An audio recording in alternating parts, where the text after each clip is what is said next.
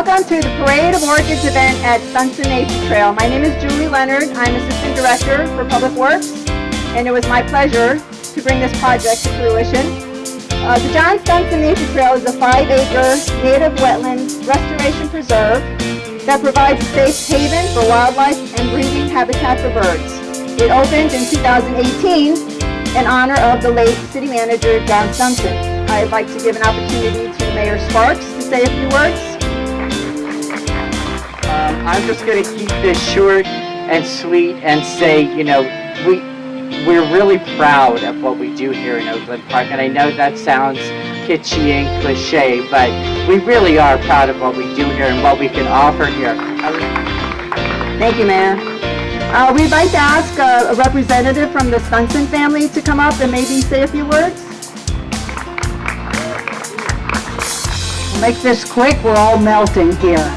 It's a pleasure to be here to honor my husband, John Stunson, who loved the city of Oakland Park very much. This is his son, also John Stunson. And back there I have my daughter-in-law, Mimi, and my granddaughter, somewhere back there named JoJo. But I'm sure when he designed a lot of these parks in the city, he had his grandchildren in mind, as well as your grandchildren. Now I'd like to bring Dr. Jason Downing up to give us the history of the Million Orchid Project. Everything we do is based on the idea of citizens in the community engaging directly into these type of actions.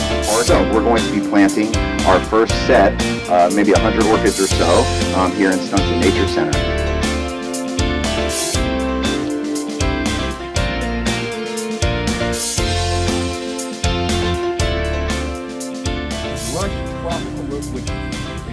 South Florida. The beauty of these natives is once they're attached, there's no maintenance. There, you can hold the finger right there. It's like you're giving the tree a gift.